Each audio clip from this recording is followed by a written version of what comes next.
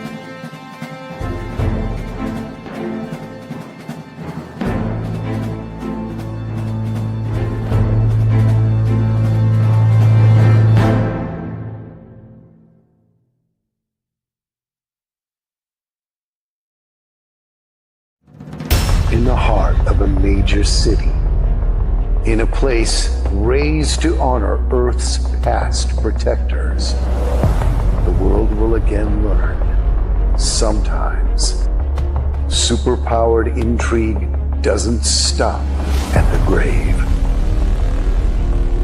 Galaxy Memorial Park, Volume 1, beginning crowdfunding Memorial Day 2025.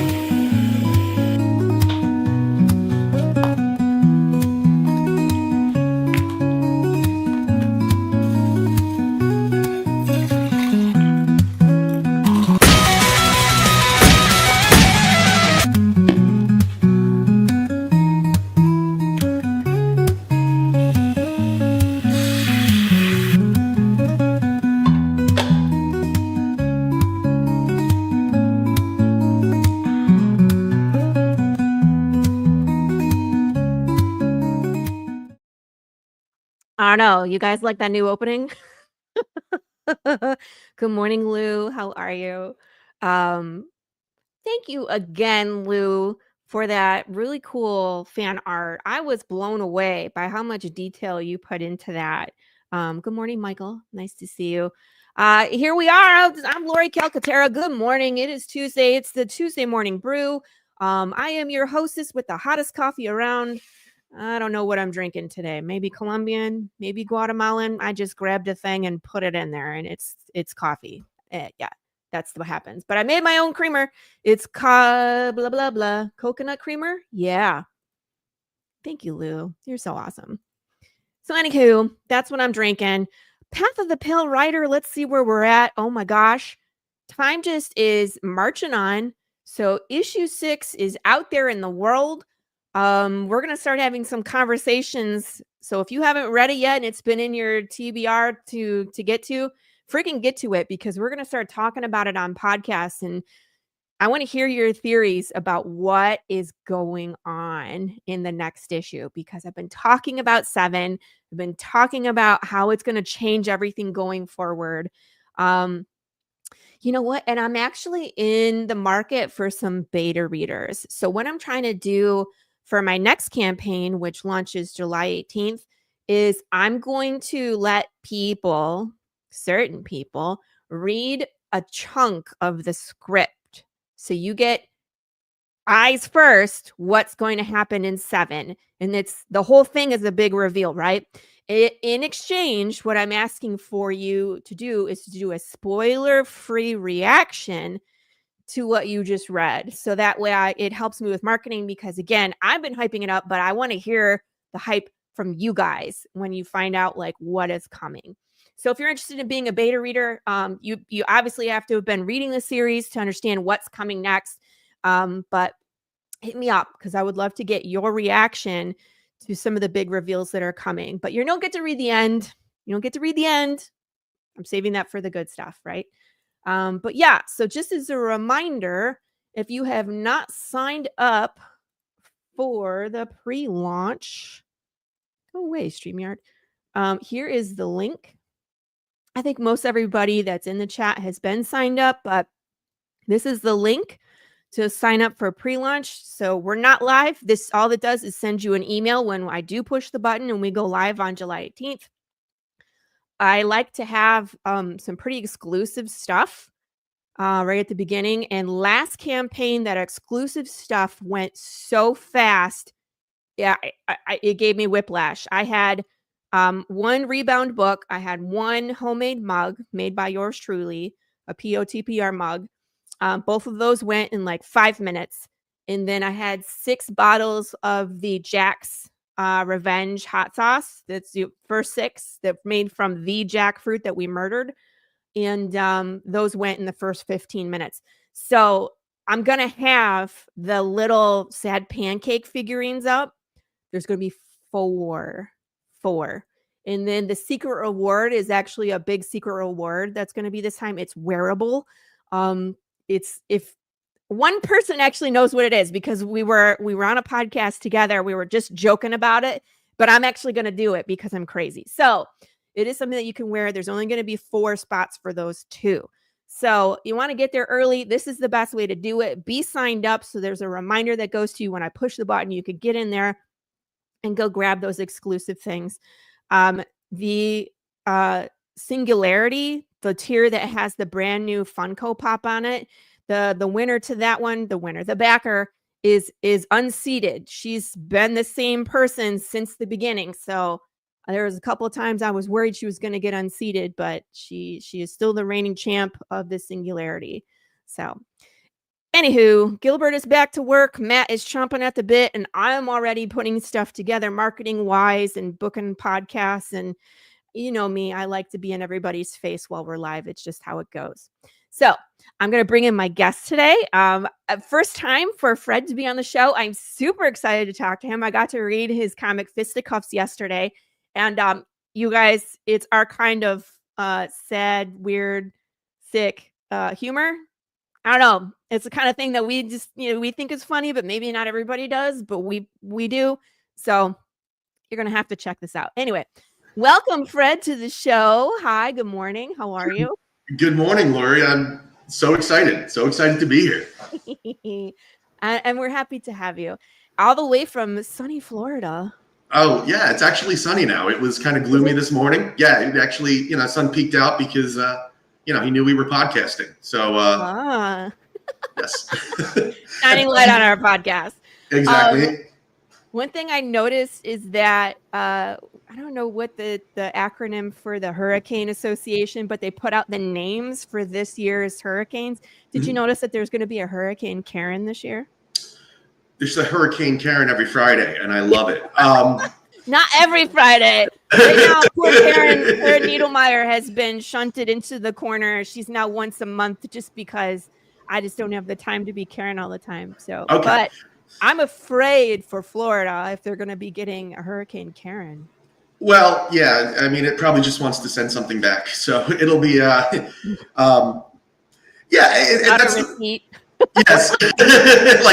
That's the worst part. That's one of the worst parts about Florida is I just can't adjust to the hurricane season. I am not instability person, and I hate that like will it, won't it hit kind of thing. Like, yeah, it's not fun for me. We get something similar here in Dallas, because it's tornado. We're far enough north where we're real close to Oklahoma. We're like an hour south from Oklahoma. Mm-hmm. And so like we still get some pretty big storms that come through. So it's always same thing, like will it, won't they?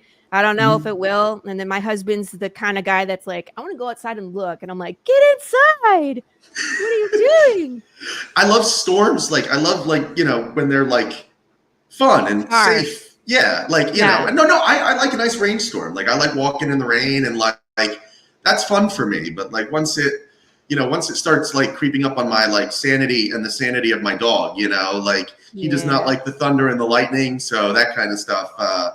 You know, I mean, you know, you try to console him and stuff, but what can you do? You know, singing the little Thunder Buddies anthem from Ted, but you know, Thunder Buddies and CBD gummies. Here you go, Doc. well, whatever works. I mean, right.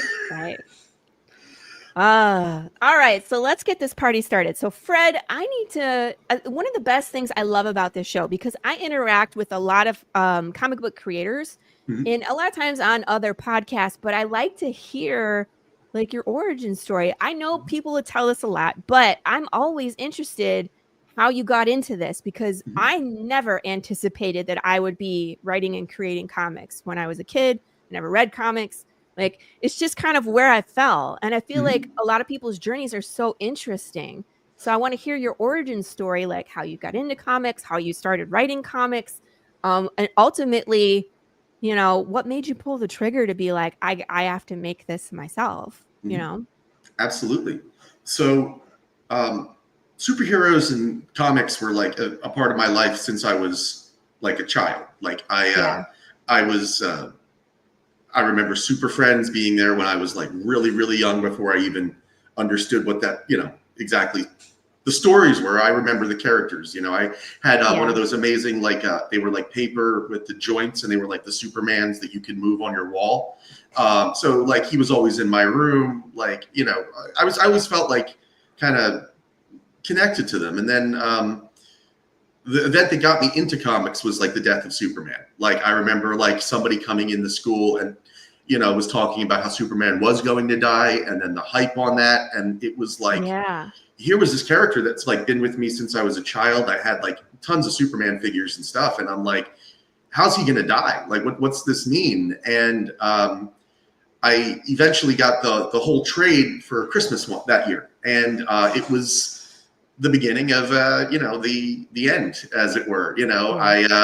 And it was a really cool thing too, because like even in like 5th grade, like that story promoted like a sense of community, because like all the other kids, like we were all into it. And you know, I joke from time to time about you know, when I was in elementary school, I had a sworn enemy, not in like a real, he was like my Bizarro, if you will, right? Like all the things that I liked, he liked the opposite. I was a Wolverine guy, he was in the Sabretooth. And he was like my, like, you know, we were like, you know, we were friends, but we were like competition. And like he brought in, like, I remember he had the Black Bag issue, which at the then, you know, the value on that was insane. And he had it screwed down under like 2 inches of plastic, and like would bring it to school and show it off and all this stuff. But it preached, but like beyond that, like we kept talking about like the story. And like even in 5th grade, like, you know, the other kids would come in and tell me about like what they heard was going to happen and what other people told them. And like I was introduced to ideas like reincarnation, which I'd never heard of, and like, you know, the idea that like Superman's going to go and then come back as this other one. And like I was hooked. And then around the same time, across the street, you know, Marvel was putting out the X-Men animated series, which I mean, I've got like the X-Men tattoos now. I mean, that, like, you know, that was that show got me, like, hooked me in. And by then I was like buying comics, reading comics, playing with the toys, making my own drawings and stuff, and so forth. But I didn't know that it was something that I wanted to do, writing until high school. And gosh, but that's still so much. Like I look back at all the time I could have been developing my skills. I was like doing other things, you know what I mean? So Well, that's awesome that it's like you started writing in high school. That's amazing. but I did that too, though. Hey, good That's the morning. thing is I not only did I, what's up, buddy? What's up, Al? Not only did I like, I started writing, but Yeah. I was like, whether I was like scared or trepidatious or didn't know what to do, like I started writing, but stuff just collected dust forever. Yeah. Yeah. So I had other jobs and stuff. I was like, I worked in restaurants. I was a personal trainer for like 5 years. Like I did all kinds of stuff that were not writing until, you know, I started kind of getting serious in my 30s and then really getting serious with Fisticuffs. But when I was in high school, it was Kevin Smith, you know, who, you know, when I discovered Clerks and Mallrats and all those, Yeah. because I was from New We're close to Jersey. the same age. I think we went through the same. It sounds like culturally we were consuming because that was me every Saturday morning watching X-Men. Yeah, I never read comics as a kid, but all of that is like that's what I grew up on as well. exactly. And comics were like an easy like compromise for me because even to this day, like I still have trouble with reading, like in focus and everything. Like I took like an academic test and like I did, you know, well in some categories, but like my reading comprehension was really low. And it's probably, you know, some kind of ADHD. It's probably also my focus. Like I have a very tangential brain. So like if I'm reading prose, all the words kind of I can zone out and go on a tangent very easily. Comics, it's like if I do that, I can just look back and like, oh yeah, they were fighting there, and this is like Right. It's you have that visual context, which helps keeps exactly you kind of clued in. So that makes perfect sense. and again, you tend to emulate your heroes. So like I wanted to be like Kevin Smith. I got some screenwriting books and taught myself how to write scripts. I started Fisticuffs this is the crazy thing, in like 2001 or 2002 for like a writing class in college, and it got an amazing reaction. Like it was the first time I ever shared my work with anybody, that first chapter.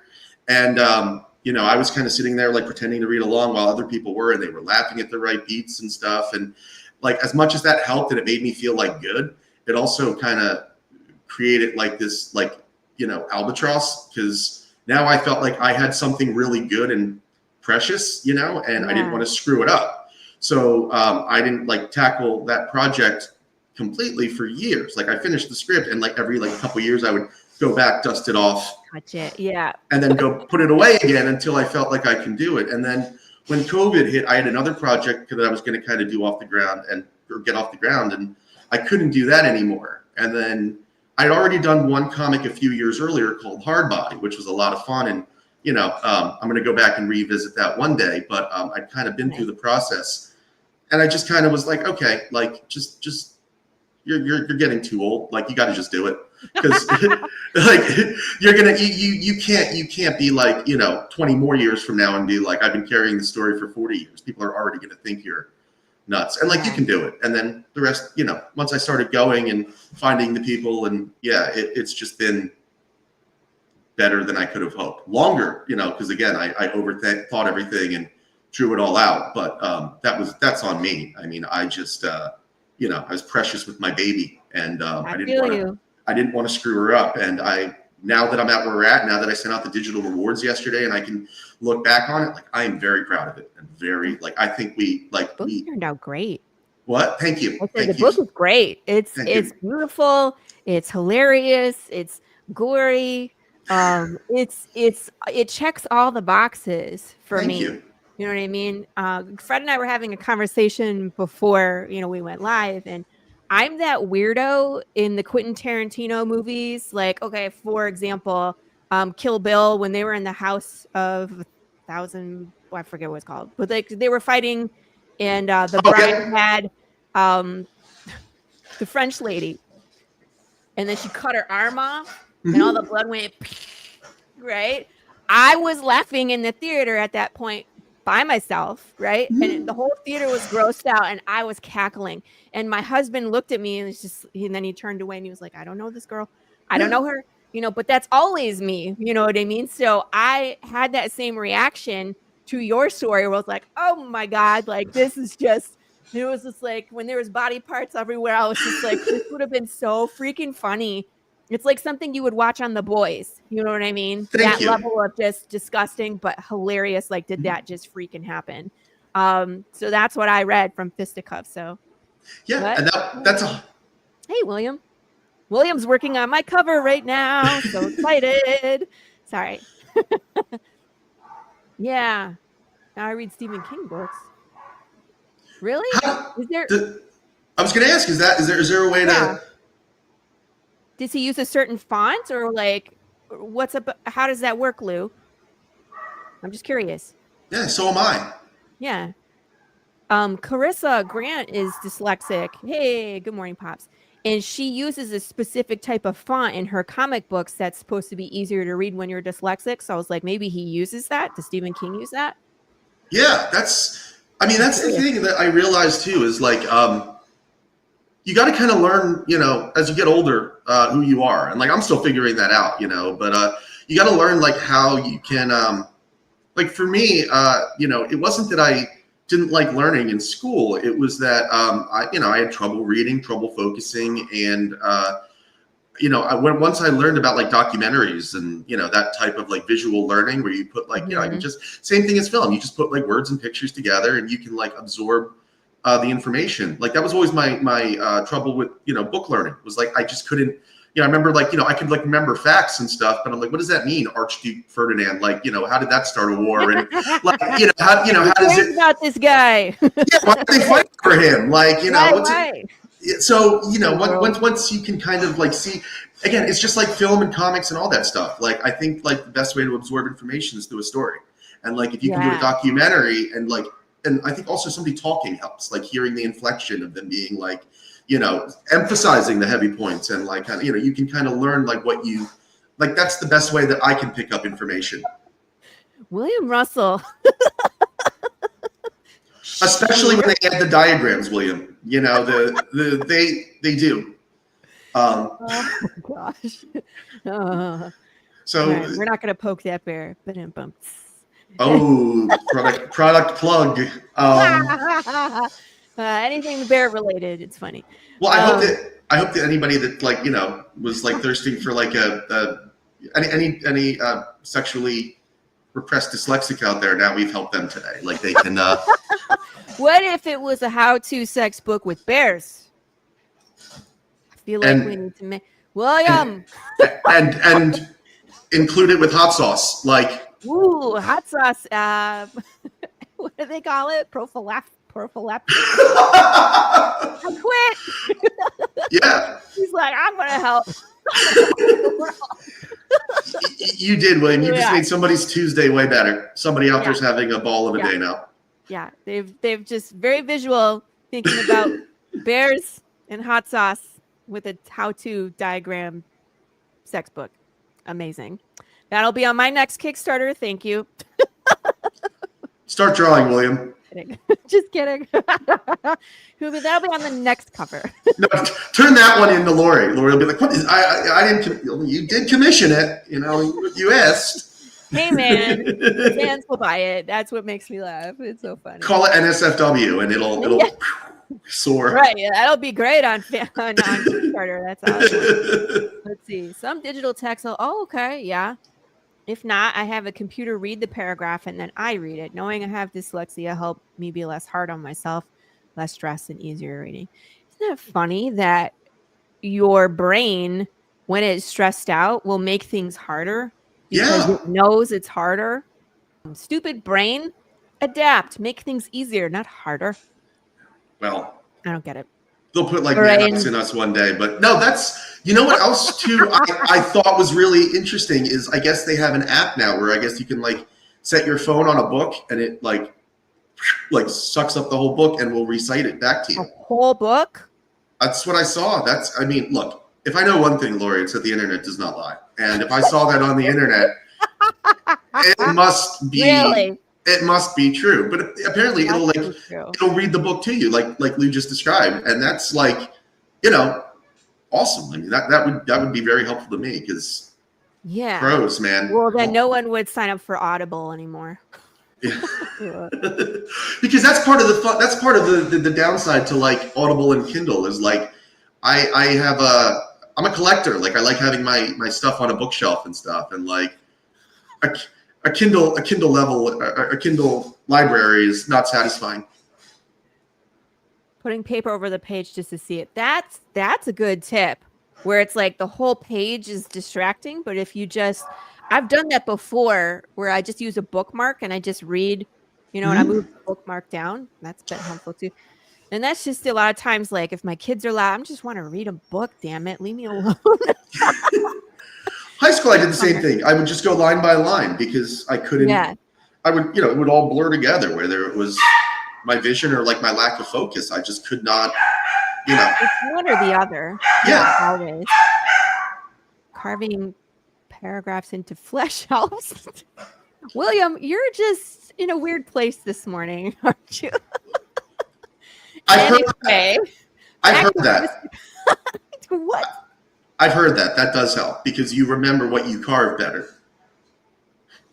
Just gonna shake my head at that, sir. No. All right. So I want to talk about Fisticuffs because I love when people come on the show. And I mean, like, as an indie creator, I don't know if you find this for yourself as well. I think we were on maybe Travis's show together once. Yes. But it's like you interact with a lot of people and you see a lot of things while you're live because you're active, but you don't always have a chance to support everybody and back everybody's project. And I really didn't know what Fisticuffs was. And then, you sent it to me, and it's just sometimes reading that first PDF, it's like, oh my God, this is fabulous. You know what I mean? And now I'm sold. Thank you. Here, let me present the page. Share screen. I'm going to show off your previous Kickstarter. And unfortunately, that's one of the drawbacks of the show being so busy, is that when people are live, they can't always get on the Brew right now just because we're booked out so far. Like, we're literally booked out to November. Really? Yeah. Oh, yeah, wow. I think I have maybe 2 spots in November and maybe 2 spots in December. And then we're on to 2026. Well, I'll take what I can get. I'm happy to be here today. But that's my point is like, just come on the show. And if you're not live, we'll still talk about, your cool project. Yeah, I have 3 coming this summer for sure. And like, it's like 1 through 6 are all drawn. Like we did this in a really? Like, weird way. Yeah, the whole book is drawn. We just have colors and letters to go now. So that's my life's mission is just to kind of get these books out, right? And once they're done, I can die happy. But and then I can do other projects and stuff. But that's not what I said, sir. I think I was live while you were also live, and like I said, I wasn't really sure, but if I could turn back time, I would have gone back and supported this one just because it's really good, you guys. Thank you. And like this, I can't believe you're showing this because this was just like the hardest left turn of the book. Like you already think things are nuts, and then these 3 show up, and you're like, what the F? So this is just gonna. I really want to see what happens in 3. Because it's about to get crazy. So. It is, and I joke all the time. I don't think I think Stan finally told me how much he liked the book when he was doing 3. Like he didn't mention it through 1 and 2. Yeah, hilarious. I don't. Well, he's Stan. Doesn't Stan like he's the best. I love Stan. Finding him is like the best, but he's not like he's not like vocal. No, he's not like, he's not flowery. He's not like, he's not like, he's very like straight up. Like, he's like, he tells you what he thinks and whatever. And that's like the best, like that. I mean, I love him so much, but he wasn't going to, he was not like, he told me he liked it, when he read the book, because I was relieved. I gave him the same disclaimer that I gave you yesterday about like, yeah, I'm sorry. Yeah. Let's share that because I don't like to promote like not suitable for work. Just straight up like covers and like pornography and that, because I've had people ask to come on the show. And if it's, I have family on Facebook and I have family that watches my channel, and I'm not really a supporter of straight up pornography. If there is sexual things that happen in the story because of the story, I'm okay with that. You know what I mean? But you're familiar with a bunch of titles that are on Kickstarter where it's just like, you just see boobs. And it's like, I try not to promote that kind of stuff. I have 2 little girls, Mhm. so I try not to put that in their face. And so, when people contact me and I tell them that, and then of course poor Fred is like, "Well, we're super violent and we have some sexual content." And I Yeah. was like, "That's okay. Send it to me anyway." Like, I I, want to see it anyway.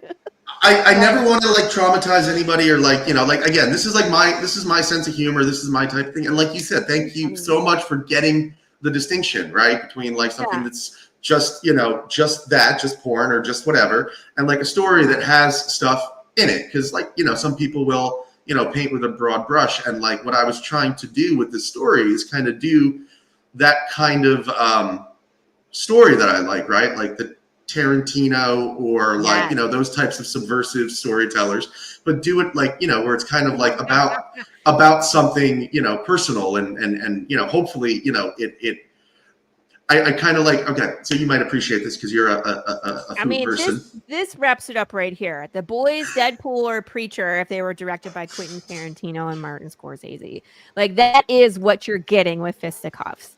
Thank And you. but it's all for a reason. It's not gratuitous because you needed to throw tits in there. It was hilarious.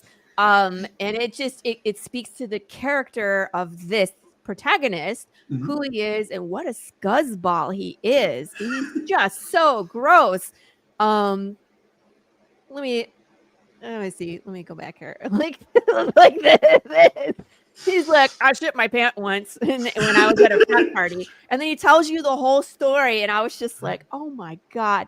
Like, this guy is just a loser. So Yeah. the fact that you have picked this guy, like when you first meet him, he's at an AA meeting drinking and telling Yeah. in his head, telling these people that they're a bunch of whiny pussies.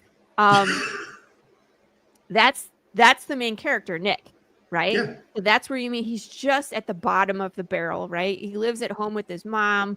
Um, his friend always bails him out. Mhm. I don't know if you want to tell them what happens to the prostitute or not in issue 1. Totally up to you. Let's keep that You a got little it. close to the chest, but it's totally character driven, right? Like, I mean, that's Yeah. the thing that I like about it is that he's I think I wrote once he in his head he thinks he's like Alex DeLarge or like Slim Shady, but he doesn't realize like he's really more close in character to like a George Costanza. And Yeah. that's the distinction he doesn't make. Like he thinks what he's doing is like, the way or cool or whatever and shit. And like, he's just lost, like he's, I mean, we kind of see that in the beginning when he's like with the bar regulars there and he's like, They're he all just, terrible too. yeah. And he's just, Terrible. it's that idea when like, you're that, when you're that like lost, you'll play for the team that will have you, and Yeah. those guys will include him. So he wants to, impress them, and that's, that's a big theme in the story is like, very much a lot of this, especially in the first 2 issues is about him either like, seeking external validation or seeking like permission or guidance. Like he doesn't have any kind of like morals or anything. Yeah. Yeah. And, hopefully. Wanders around through life. Yeah. Mm-hmm. And go ahead. Finish your thought.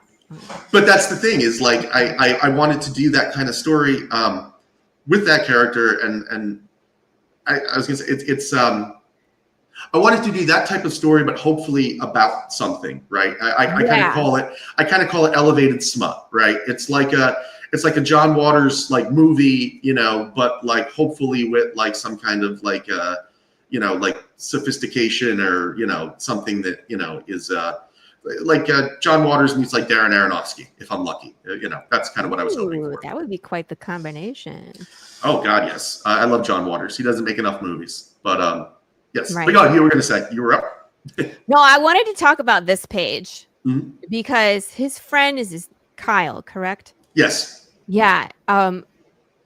First of all, who the heck is Pipistrelliman? Pipistrellman. Batman? It's like you're a knockoff Batman or what? Yes, a pipistrelle is a tiny bat. Oh, okay. Thank you. I Yes. was like, it's somehow related to Batman because I was like, not only does he What's have Batman? What's Batman? We don't know about Batman. We live in a what? world. No, What's Batman? I've never heard of Batman. of course not. No, don't know anything But about it. I was just laughing because he like collects figures. And he's like, don't touch that. I love that. That's me. Like where he's like, you know, like he's like, that's the convention exclusive. They only made, you know, like super expensive. yeah. Don't touch it. You know, I was chuckling because it's just your comment. You know, you're looking in the mirror about us as a community. Like, have you seen that cover? It's a foil, you know, cover ranked at 9.8. Don't touch it. You know, like yeah. Like you write what you know, and that's like that's so me. Like I love that stuff. Like you know, when I first got out of the hospital, right? Like we talked about this for a while. Like I was, you know, one of the things that helped me, you know, heal, right, was collecting. You know, like I got out of the hospital and I got really into like Funko Pops. You know, they kind of got me, you know, they gave me something to like focus on that, you know, besides like my limitations. Right. Mm-hmm. And I was that guy that would be up at like 3 a.m. Eastern time, waiting for the link to drop so I could get the like exclusive rare chase, you know, and yeah, like it, you know, it's an insane thing, but like, you know, it's cool, right? Like we meet people that way. Like I've met like some of the coolest, like, you know, comic book people, like, you know, waiting in line for a Hot Topic to open, you know, it's just this crazy life we live. So I wanted to do, you know, kind of a story that honored, you know, kind of like real people like that I know. Yeah. And I'm actually really interested in this Kyle character. I love him. He seems to be a good influence on Nick. Mm-hmm. And has ideas, but he's also kind of dark too. That one moment where he was like, take this and get out of my house. And then has a plan for things, right? It's like, how does he know how to do that? And then Nick isn't sure if he's really his friend or not at that point. But then Kyle has we think good intentions by the end of book 2, but why? You know what I mean? So I'm really interested in the motivation behind Kyle. He seems to have Nick's best intentions, but I don't know. There could be an I can't say words today. Ulterior motive. Is that a word? Did I say it right? We know what you meant. Or less. Haven't decided. No, we know what you meant. And yes, absolutely, right? Like I wanted to do it. I wanted to do a story that kind of you know, kept things ambiguous because, like most, you know, I feel like even, you know, somebody told me, you know, when they were reading this, they were like, you know, you're running the risk of like making, you know, characters that are unlikable. Like, you know, like there's a chance that like, you know, some of them may be redeemed and some not. But how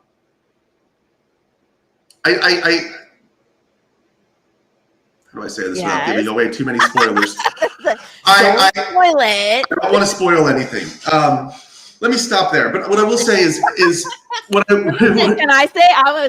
I would like to say, because from what I'm seeing, for in the beginning, like you're meant to not like this guy, and that, like you said, he has no moral compass, and he's just a scuzz bucket, kind of thrown into this world where he has this opportunity to be a hero. And what kind of hero would he be?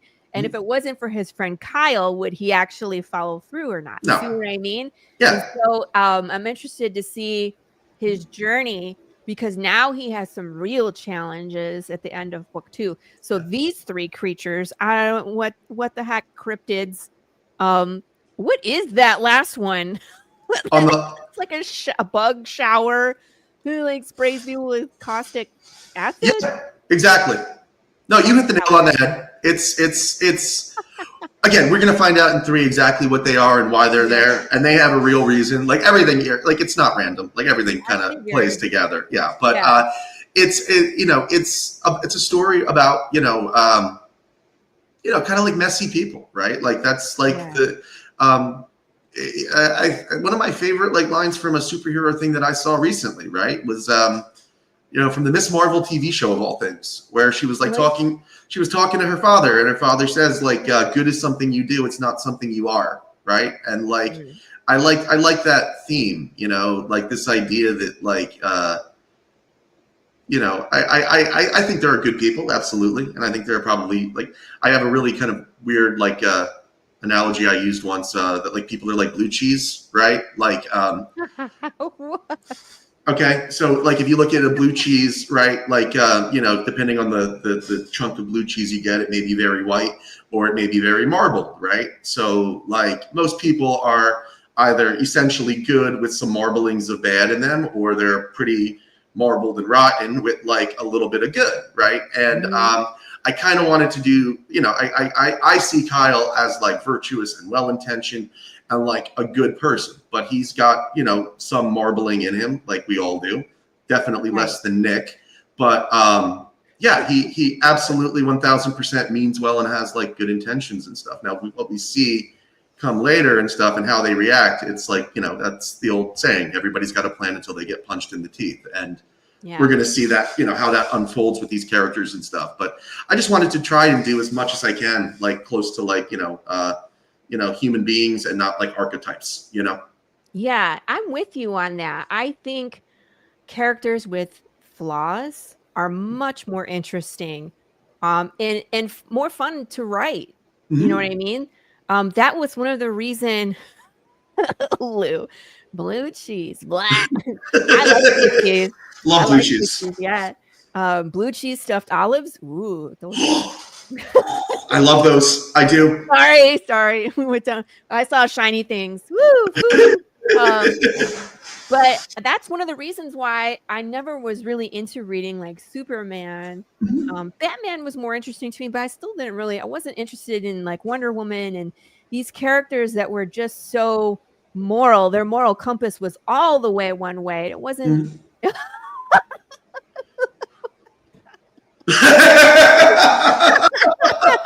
Blue, but when you put them together, they become something else. No, Yes. not for you, honey. You'll probably It's barf. like blue cheese and like olives, and it's like Wonder Twins activate, and then Yeah, they and she was become. like, barf. Sorry, Lou. Um, so that, you know, like to me, what really characters that I thought were so interesting was Who Watches the Watchmen. I love That Watchmen. that's what got me into reading comics. You know what I mean? It was what is wrong with you guys? You don't know. Fine. Fred and I will have our wine and cheese party and charcuterie with blue cheese stuffed olives. Absolutely. Fred and I will, and fresh coffee too. Here we go. I do. And with Path of the Hot Pale sauce. Rider, hot sauce. There we Hot go. sauce. Yep. So, but I'm down for what's that that? party. Yeah, we're gonna make that happen. My fans are foodies on the Kickstarters. I've had requests to send people like homemade tamales, and I was like, I can't put that in with your comic book. That's gross, guys. So I don't know. We'll figure out some more foodie things to put in there, but it won't be tamales. You should do like a food comics festival. Like, You know, it's interesting because I rearrange my table depending on what type of show I go to because I do the food business. So I'll go to like a marketplace and I'll sell breads and desserts and granola, stuff like that. But I'll always have my comic book there and the hot sauce. Like those two always go, right? yeah. And so at Comic Cons, I'll switch it out where it's like 80% comic books, but I'll have hot sauce and sometimes I'll bring cookies. The chocolate chip cookies are the best thing to add to a Comic-Con table, 100%. That and the hot sauce. Because if they're not into comics or they're not into westerns or horror, they still want a good chocolate chip cookie. Let me ask you this, because you're a foodie. I had somebody make something for me the other day. Like it was chocolate chip cookies, but instead of chocolate chips, they used peppermint bark chips, and it was like the best cookie I've had in years. Peppermint bark chips. Were they chocolate with peppermint? Well, they were like, she described them. She's going to give me the recipe, and I'm going to try them. But they were just, she said they were just like Nestle Toll House cookie recipe. But she got like, they have like chips like you sell that they They're sell. mint. She said next to the chocolate chips, yeah, and they're mint. They're like peppermint bark, and she just replaced the chocolate chips in the recipe with those, and Yeah. amazing. Like I am a peppermint bark guy. Love it. I'm gonna have to try that. Yeah, it's really good. Really good. The chocolate chip cookies I make are sourdough chocolate chip cookies. Oh They're man. so good because they're soft. Like they're chewy. They're amazing. I don't know. I'll trust you to make anything now. Like after that hot sauce, like for real. Like I was telling you, I'm very like picky on hot sauces. For any of you guys out there that like have not tried Path of the Pale hot sauce, it is like phenomenal. Like it's got like I told you my little description. It's got like the right amount of like savory heat, but it's got like a little hint of like apple for the sweet. It was phenomenal. Like, and I'm, you're probably gonna whatever, you're gonna judge me or whatever. But like, yeah, a couple of times. Glenn. No, it's hot sauce. It's not love. No. It's hot sauce. It's the love of hot sauce. We can both love hot sauce together. That's yes. I am a. It's like a cult. It really is. Like people when when someone comes to ask me about my hot sauces, I ask them what they like, and do they like more heat or do they like more flavor? Because there's two camps. You know what I mean? Hi Jeff, what's up, man? Well, that's the point. Like you hit both camps because like if you were going to ask me that question, I would have said like I typically like a chipotle sauce because of the savory taste of it. Mm-hmm. And what you did was you had like the savory taste of like the chipotle sauce. You had kind of like a sweet heat, or I don't know if it was sweet or not or whatever from like. Thank you. But then you also had like the apple cider for the sweet, and it just hit all the right like. It just hit everything right, and I actually took a sip or two out of it. Like, so judge me if you will. It was that good that I was like, yeah, that's funny. Well, I didn't know. I thought I could reorder it. I didn't think I would be like out of season. Like, no, that's the hard part because being in a different state is where we get. I know where we get in trouble. And I've had people go scour my website. Like, I see you have a hot sauce page, but I don't see where I can buy it from your store. And I was like, because you can't. That's what I reached out over to. Same thing. I went through the page and I didn't see it. And, now I got to live without. Yeah, well, the next Kickstarter launches in July. I told Laurie before we started, like she needs to do like at least like a 6 to 12 pack so we can like stock up. Especially since I'm in Florida and with hurricane season coming. I may not have anything left to do, but like, just glug your hot sauce, if things go bad. Yeah. No, I do that too. I do like poor man's nachos, just chips, cheese, and hot sauce. I know, poor Glenn. You're across the ocean. So I don't know how it would even get hot sauce to you, sir. Loon says, it is said that making good food is the fastest way to a man's heart. I thought it was straight through the Are you using a knife? Because that's the quickest way to a man's heart. Is straight through the chest. That's my other hobby. Okay, thank you. Stabbing men in the chest? No, knife fighting, but that's all right. Oh, right on.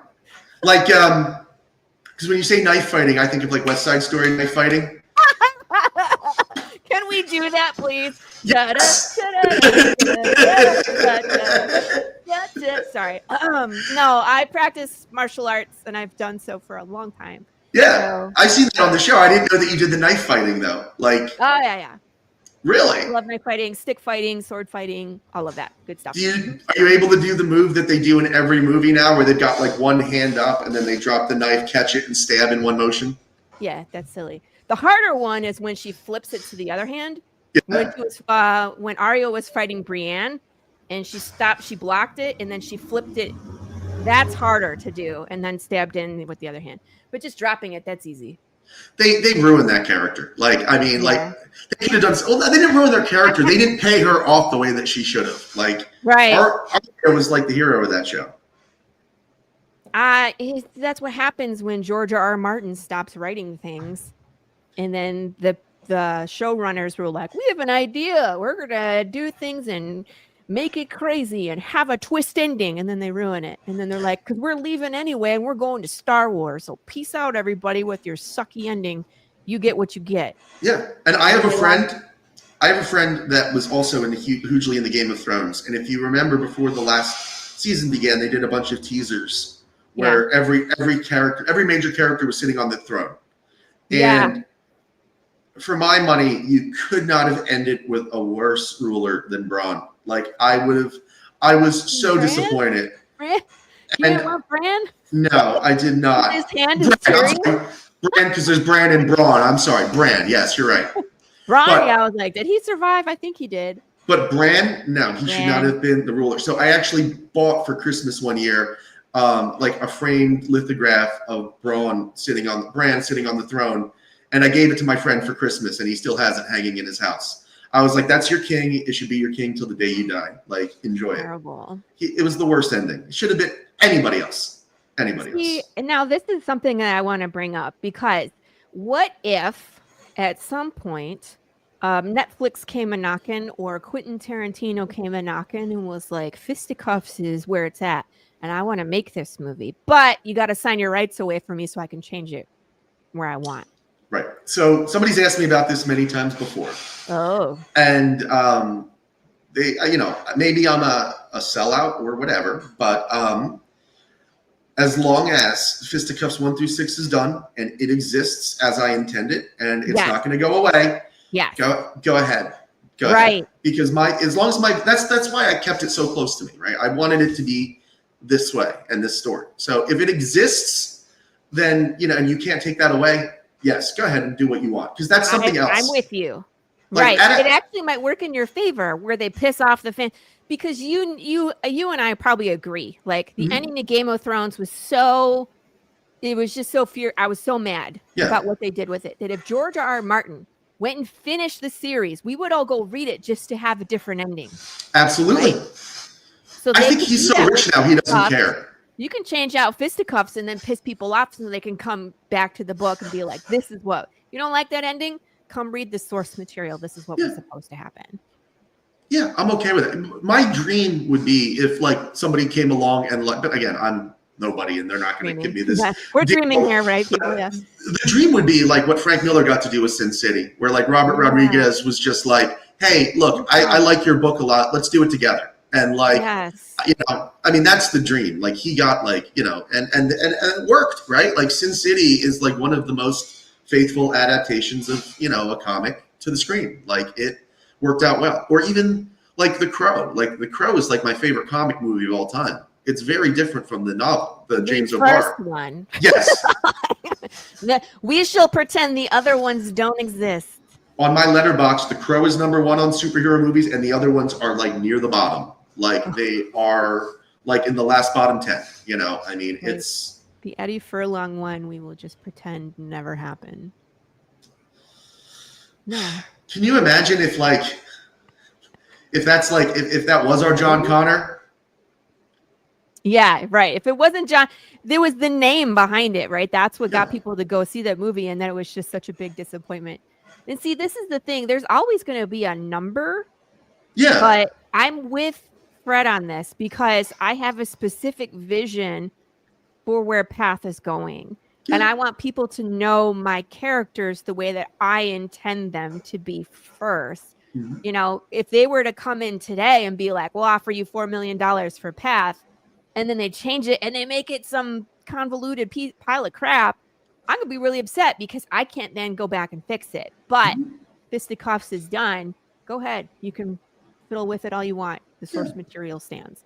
Exactly. I like that answer. Mm-hmm. Thank you. Yeah, and it's just how I feel. Like that's the weird thing is about screenplays in the industry. Like you'll sell a screenplay and it'll just sit on a shelf for years, and it's unfortunate. Like these, a lot of people work really hard on this stuff and pour themselves into it. Some of them many of them know what they're getting into, like it's a work for hire or a job or whatever. But sometimes you can give away something really personal to you that you think is gonna change your life, and it just does not go anywhere. So that's something I learned too. We were talking about how in all those years, like I from like high school to starting this stuff, like I did other jobs and life got in the way and stuff, but all throughout it, like I was always, driven to do this stuff one day and like studied a lot of the history of, comics and movies and writers and stuff. And like, you hear stories of like, George Lucas, who, turned down money so he could keep his rights. So he could, if they didn't want to promote Star Wars, he could do it himself.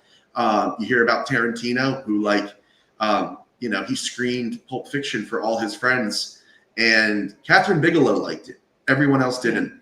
And all his friends went out to a diner, and they all had that conversation where they were like, so which one of us is going to tell Quentin that this movie thing's not going to work out? Oh, and no. In the time between them and having that conversation and them talking to him about it, he went to Cannes and won the Palme d'Or. So like you never know. And you never know. And you just got to like, if you have something that you like care about and like personally you like, trust the vision, do it. And then whatever, like, you said, if Quentin Tarantino comes, up to me then, well, like, yeah, like Fisticuffs is done. Once Fisticuffs is done, like, I can die at relative peace. Like I would have done I would have done what I wanted to do. My dream was, again, we want to emulate our heroes. My dream was always to do like one, kind of like Kevin Smith, like one, story that was like me on a plate and see what happens. And, Fisticuffs is that for me. So I hope it works out, and I hope I get to do more, because I got more really personal stories that I want to do. But like Fisticuffs, like I'm never going to have another story that, I had for 25 years that I, carried around. So, this is me. You never know. Your life is not over, Fred. You could have another big moment. You never know. Like, because I say this too, because Path is not the first script that I wrote, and it's not the first script that I shopped around. It's just the one that I wanted to work on and took off. But I have other scripts that are older and developed, but haven't seen the light of day yet. So we could still do it. Maybe. Absolutely. I don't know. I don't know, maybe it's because I still have kids that are young, but I just don't find that I have enough time in the day. But I always admire people like John Westhoff and Travis Gibbs and Tom Hutchinson, where they're just rotating through their titles throughout the year, where I'm like, I struggle to get 2 books out a year. I would like to do 3, but that my whole team has to be on board, and we all got lives, and there's just stuff going on. So when they're like, hey, Kickstarter number 1, Kickstarter number 2, Kickstarter 3, 4, 5, 6, 7, 8, because they go through like two Kickstarters for each title a year, like that boggles my mind. So I don't know about you. Like, would there be a time for you where it's like maybe Fisticuffs is on issue 4? Would you start the next one? Oh, 100%. Like those guys that you named, like Travis and John, like they're where I want to be. Like they're living the dream right now. Like Fisticuffs is like my passion project, but I want to generate more. I mean, I have like a couple of scripts on my, computer that I consider like companion pieces to Fisticuffs. Like, one is kind of, Hard Body, right? Like the one that I did before this, which is, do a little plug for this because I will get back to it one day. And Hard Body's actually a reward tier for Fisticuffs. We'll get Hard Body, but Hard Body was, Hard Body is what do you call it? It's Hard Body is about a self-conscious scientist who creates a Frankenstein body for himself out of the best parts of bodybuilders. So that's awesome. It's a body horror meets like the Incredible Hulk type story. It's only the last tier. The very last tier you get. There it is, right up there, above my well tier, right there. Hard Body's there on the right. Yes. This way. So, I see it. Yes. So, I would like to do that because like Fisticuffs deals with like a certain type of like dysfunction on top of all the, insanity and fun and all that. Like it deals with that. Hard Body does too, right? It's about a person that is, kind of literally, driven crazy about their, their body issues and stuff. I wanted to do like a body, kind of body dysmorphia thing, from a male point of view. Because I worked in a gym for like 5 or 6 years. And somebody once said something to me that they heard, and it was really poignant. They said they were really upset because they, they'd gotten older and their body wasn't what it was. And they felt like they spent their skinny years feeling like they were fat. And I felt like that was a really unfortunate way to feel. But when they said that, I was like, I felt the same way. Because like when I was a personal trainer, like I was in the gym working out every day, sometimes twice a day and stuff. And all I saw were my flaws. Like this side is imbalanced to this side. And it's like just a shitty way to live. And like, you always like, when you're in the gym, you always like sit around in between sets and you're like, man, I wish I had his legs. I wish I had like that guy's back. And it's like, you kind of almost in your head, Frankenstein together your ideal body. So I was like, what if somebody was just so lost that they take it out there? Again, like Fisticuffs, it's like allegory and stuff. Like it's not meant to be like, you're not meant to go out and Frankenstein anybody's body parts together, but it's meant. No, please. William Russell, I hope you're not listening anymore. Don't do it. But yeah, it's meant to be about that, and over the course of the story, it changes. But yeah, like I just kind of wanted to put stuff in there that hopefully, I think if you ground it in some kind of like emotion or feeling that's real, like that'll cut deeper to somebody than let's see it. I'm just laughing because I ground my story in trauma. Yeah, me too. I know, and I was like, I almost didn't want to say it out loud, but I was like, you're sharing your trauma with people in your story, and that's exactly what I do as well. And that's why it's so relatable, is because these are fears that we share. Yeah. Yeah. And it's like we're able to deal with them in almost a funny way, but you're still like coping with some of these scary ideas. And for me, it's like bears and dementia are my two scare the shit out of me. And for you, it's like having no purpose, right? Yeah. That's what I see in Fisticuffs, where it's like what do you do with your life when you have no purpose? And I lived that way for a long time. Like it was, a lot of it has been. It's been 70 years, and Fred has not given us issue 2 of Hardbody. Someone's a little disgruntled. I love Chad. He was one of the first like supporters of Hardbody, and Chad. One day I'm just going to send you the scripts so you can just read the scripts and put it together in your head. Yeah, they're done. Trying to collect you like a Pokemon. That's what he does. So. I love Chad. He's wonderful. Of course. Have you read Set the Hook yet? His book? Have you read Set the Hook? Of course. I love it. It's like I have.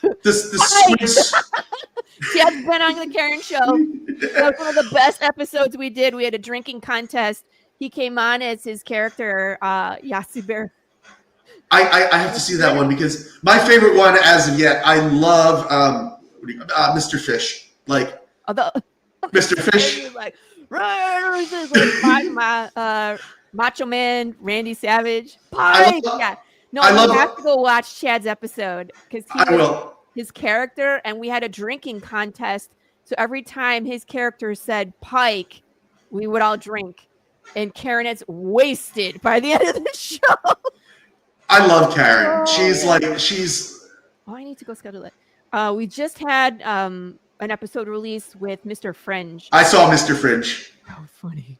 Oh my God. I love green.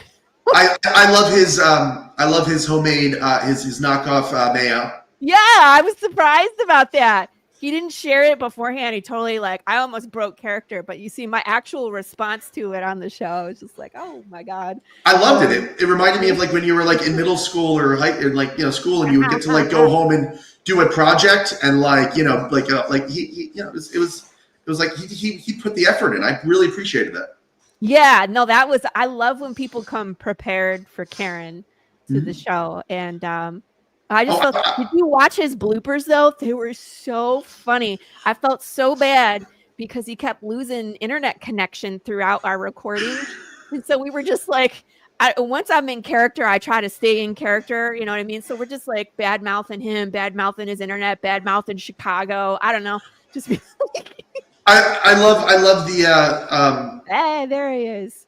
I love how Karen has like no regard for spelling too. Like that's the thing. Like it's you figure it out. It's you should know what I'm saying. Yeah. He just calls everybody the wrong name. Mr. Fish was my favorite though because I love when you mute him and he's still doing the the hand gestures. Like he got it. He was right on. That was a fun one. We had a blast, Mr. Fringe. We have to go back and watch Dante, because in that show they were having like a golf challenge, and Dante and Fringe actually went to a golf course and they did the golf challenge. Was he green? Yeah. Really? Yeah. So it's like, was that in the video? I didn't see that. Yeah. They posted it. Oh, look, here's Dante. Wait, no, there's. I was like, it said Dante. That's Ray. Hello, Ray. Are you here? Gosh. Ray, did you get your package yet? I'm just curious. For Pete's sakes. Yeah, you've shared some shorts.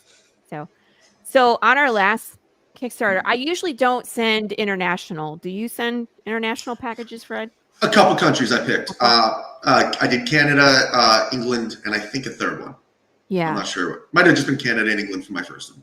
So I tell Canadian backers to contact me directly, and I put together a package because I don't want to guess on shipping because it's so expensive. So like I have one backer that backs every time from Canada, and she just tells me what she wants, and I go put it on the scale, and then I put together a package with her name on it, and she gets that one. So I'm not overcharging or undercharging on shipping. Right. And so Ray did a shipment as well. He pledged, but it's like Canada's post office went on strike. Oh. So everybody has gotten their stuff except for my 2 Canadian backers. He says he's got it. So, I mean, like, I fulfilled like a month ago. Mm-hmm. He still hasn't gotten his stuff. Yeah, I'm down a whole bottle of hot sauce, and he hasn't even gotten his yet. Right. Right on. Exactly. It's crazy. So hopefully he'll get his stuff soon. Yeah, I hope things like, level out with all this, like, it seems like, I'm jumping into this at a time when like shipping and everything is like so unstable, and it's like, one day like things are going to go up here and stuff. You got nice. it yesterday. Hooray. Like 7 years in the waiting. Yay. That makes me happy. But yeah, it's like, well, I mean, a lot of us started because of COVID. Right. I actually had started just before COVID and then crashed and burned because of COVID. So it's like I had started production on Path in January of 2020, and by March of 2020, and then COVID hit. And then by April, everybody was out of the project. I was like, we're done. Right. COVID is what began the network. Right. So, since COVID, things have been it's been such a crazy time in history. Well, I feel like when we published in 2022, I think the price of paper has gone up. Shipping has doubled twice. Really? Like, not shipping doubled twice, but it's gone up like 6 times. But like the price of printing books has doubled. I was paying $1.70 a book, black and white, when I first started. I'm paying like $5.63 a book now. But they're color, so I mean there's a difference, but still. You've never had COVID, Lou? Wow. I'm impressed. At this point, I don't think it's a big deal. You know what I mean? I had COVID, and it just kind of knocked me down for a couple of days. It's like having the flu. It was a really bad. It was when I got it. It was like a really bad flu. It was like later into it. I think it was actually post-vaccine that I got it. And by that point, like it had, it lost its teeth to some degree. That's what, ideally a virus is supposed to do. It's going to try and adapt so it doesn't kill the host, because then it doesn't get passed on. Yeah. Which makes sense. Evolution, everybody. Thanks for coming to the Tuesday Morning Brew. Tip your waitress. Just kidding. Let's do that. Now we're going to do what do you call it? What? We'll do it like a science section. Oh yeah, we could talk about conspiracy theories. Those are fun too. Ooh, yeah, sure. Stuck in my chest for 3 weeks. That was close. I came to assuming maybe it was. I think that COVID was my birthday. Around on November 19th. November 19th is my birthday. Wow, that's weird. Pops almost died on your birthday. Just kidding. Sorry, Pops. It's not what I asked for. No, that wasn't his birthday present. No, that's not what I asked for. See, because I have another friend that had COVID-like symptoms back in 2019 and lost her sense of taste and smell. I heard about that too. Okay, I had a friend and they said that like afterwards, like the food that they were eating, like the things they used to like made them nauseous and like sick. Yeah. Like they're like like their old favorite foods, like they couldn't eat anymore. Isn't that weird? They had to throw out like a whole jar of Needlemeyer mayonnaise, and they were so upset. Oh my God, I got a snort out of her. It's true. Yeah. What's this? Wow. Okay. Jeez. Glenn, you're going to have to come on the show and tell that story. It's way more interesting than what I have to talk about. I know. Me too. Hop on, Glenn. Thank you, Lou, for bringing it around. Do you have? You need to next time Lou backs one of your projects. Just you need to send a jar. Like, no, I'm not going to send her a jar. No, I like to make scratch and sniff stickers, Lou. That's what you're getting. No, I'm not going to do it. But I am going to make sad pancake scratch and sniff stickers this time around. So, what's the smell going to be? And maple syrup.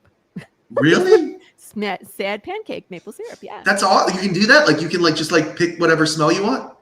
Well, the place that I hired, they have a list, but it's like 100 things you can pick from, right? Okay, then, so it's like one of their choices. Yeah, so I send them the art, and then I pick the scent, and then they put it together. Oh, that's cool. So, what did I just walk into? That's a great question, Sarah. We've been looking at shiny things for a while. Why do you think it's Wednesday, Tom? Wait, let me ask you a question about one of your shows that I watched the other day. Did I hear when you were, I believe you were advertising when Tom was supposed to come on, and you said something about him dressing up like Ed Wood? Elaborate. You have to do it. So Tom is working on, what is it? What's the Ed Wood movie? Plan 9 from Outer Space. Yeah, well, he's doing, it's not like, is it technically an anthology? I forget who's putting it. Tom will have to retell the story, but it's like if there's an Ed Wood anthology, I volunteer as tribute. If anybody still has Tom Wood experience, okay, on my show. But yeah, so there's gonna be he's doing a version of it, and like Dennis Knight is working on another one. So there's a ton of them out there where it's different versions of this Ed Wood movie that they're redoing into comics. And so Tom has like a. Did you find the sweater? I know we found a wig, but he found like a pink Angora sweater. So I told him that he suggested it. So it was his idea, but I'm going to make him do it. Right. So when he comes on the show to promote that one, he's going to dress up. Oh my God. Okay. You're going to come for that. You got a tattoo? I have an Ed Wood tattoo. What? Visions are worth fighting for. Why spend your life making someone else's dreams? It's from the Ed Wood movie. Oh, that's so cool. Yeah, I'm a huge Ed Wood nerd. So yeah, and if there's, it's actually I listed as my favorite movie of all time. That's cool. It's show up in Tom's DMs and ask him about apologies, because I know there's more than one Plan 39 from Outer Space. Thank you. I was like, someone is a type. Because there's different ones. Like I know Dennis Knight is working on a different one. Like I think it's Plan 69 from Outer Space or something like that. That sounds like it's my alley. Yeah. Right. So there's a bunch. I can do something like that. But yeah, I love Ed Wood. That's like on my better days. Like that's like when he's like, I just want to make films about the things I find interesting. Like that. Yeah, that's what I love. Yeah, I love that movie too. But I don't know about his movies, man. That's the thing is like he didn't know the difference. Like that's what I love about him. Like he would sit there and be like, he's like, I wrote, directed, and starred in my own movie, just like Orson Welles, and he didn't get the difference that like he didn't see the difference between like high art and low art. Like like Orson Welles made like probably the greatest movie ever made, and he made Glenn or Glenda, but to him they were the same. Yes. Like. We're filmmakers. We're all part of the same team, and like I love that about him. Like, Tommy Wiseau in the room. Oh my God, he was great. What? Oh my God, yeah, he's part of the family too. I love. I mean, that's one that I haven't seen in ages, and I probably won't ever again. But I don't really have that one on my bucket list. Ed Wood is a great movie. Well, we can talk about that, Tom. You don't like Ed Wood? I've never seen it. Oh my gosh. Well, but you have to understand, I don't see a lot of movies because I just don't have the time. Tom's the one that's always like, he sees the movies so that I don't have to. Right? So he always gives his reviews, and then I usually wait until it's on streaming because I have kids and I'm busy and I got a life. Yeah. It doesn't stop. I get it. I don't. So I can't imagine. It looks very difficult, like having, like a family and stuff. And I know it is. I just can't. Yeah. Or make excuses of having kids and being busy and not seeing movies. Yep, that's the truth. Well, I'll tell you what. I will make you a deal, right? I'll make you a deal. If you watch Ed Wood, you can put me down for 10 bottles of hot sauce on your next campaign. Oh my God! Wait, how much are they again? Let me make sure I'm not. $8 a piece, dude. Let's do 8. We'll do 8. I'll do 8. I'll commit to 8. All right. Because I'll go through them all. You're funny. All right, let's find out where it's streaming. Sure. It's the 1994 film? Yes, ma'am. All right, let's see here. It's on Amazon Prime, Google Play, Apple TV, and Fandango at home. That's a thing. Yeah. Amazon Prime I have, so. Cool. It's only $3.79. It's a steal. Yes, that's like less than half a bottle of hot sauce that I'm buying. That's right. So, yeah, it's paying for itself. Oscar award win. Did it win? It did. Martin Landau won for Best Supporting Actor playing Bela Lugosi. He's amazing in it. He's amazing. I love the scene in the beginning when he first meets Ed Wood. Yes, so would I. That's why I love him so much, right? It's like that, just that blind pride of like, yeah, like. There we go. We could ask Dustin to cover it on ADHD Theater. Has he seen that movie? I don't know. I mean, I'm down to watch it. It's one of those things like when Tom was on the show and we were talking about the Star Wars holiday. Yes, I was watching that. And I was like, I've never seen it. You know what I mean? And it's just like, just watch it once, but never watch it again. It's one of those, you know what I mean? Where I'm just like, I don't know. People need to suggest things because I don't know what to look for. Tom's favorite Minecraft. Chad's trying to start a fight in the chat now. We could watch it on Pilled and review it on YouTube. I would love that. I'd watch it on Pilled. Dustin, where are you? You should see it stop. The parody of Fast and Furious, Super Fast, isn't considered the best movie of all time. Just send me the link so Fred and I could talk about Ed Wood. No, you can't take over the show. Sorry. Holiday special is legendary. I don't know about legendary. I'll have to be. Did you watch it or no? Yeah, since Tom recommended it. No. It's special. It really is. It's called holiday special. So. It is. It's. I mean, if I remember correctly, isn't Chewbacca's son named Lumpy? I believe it. I think his wife was Mala and his son. See, thank you, Tom. Friends and connections here on the Tuesday Morning Brew. I think his wife was Mala and his son was Lumpy, and it's a weird one. Chad. Like. Is it like when people go to see Rocky Horror Picture Show at the theater and they dress up and they act it out? Do you do that for the special? No, Rocky Horror is legit. That's a real legit. Yeah, but I mean like he said it's a painful tradition. I mean like maybe not painful for Rocky Horror, but tradition. Do you dress up, Chad? I'm just curious. Oh, he says it is lumpy. It is. Yeah. I have went stupid fast. Congrats, Rocket. Question mark, Pops? I don't know about that. Anyway, we are totally off subject. I don't even know where we are. I don't even know where we are, but I'm having fun. I like where we're at. This is a nice place to be. So Fisticuffs 2 wrapped up on Kickstarter, and you sent out digitals. You still have to go to print? I already sent them out to the printer. We're waiting for those to come in, and then I'm going to fulfill them. And it's on the book 3. I think I'm going to target like late July, early August. I'm going to try to dodge SDCC because I'm told that San Diego, because I'm told a lot of people in the community, even if they don't go, are saving money for like exclusives and stuff. I'm told that's not the best time to do a Kickstarter. Great. That's when I'll be live. Really?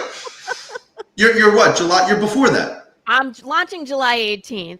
And actually, I'm going to be at a con that same weekend, just not San Diego Comic-Con. I'm going to Texas Haunters in, I think it's in HorrorCon? Mm-hmm. 2-day horror-based in July. It should be a lot of fun. So, I don't know. I love horror cons.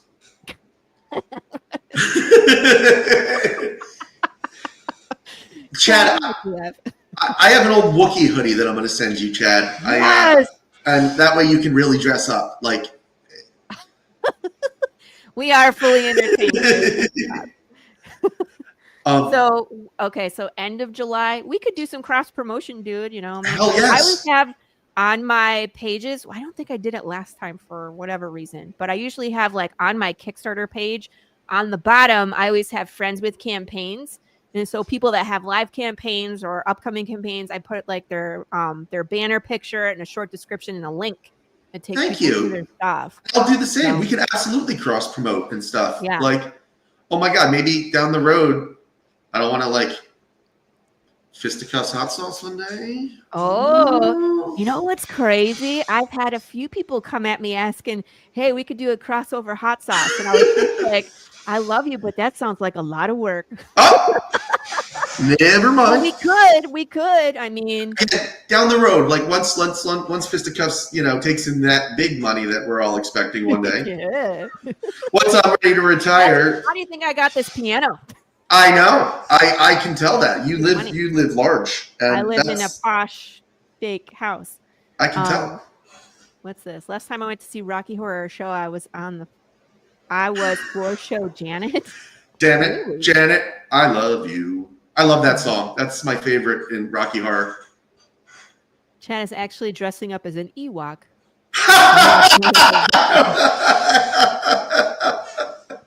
Oh, hey, there we go. Leave it to Lou. She's great at this. Call this off. Punchy. Make a Star Wars sauce called Lumpy. No.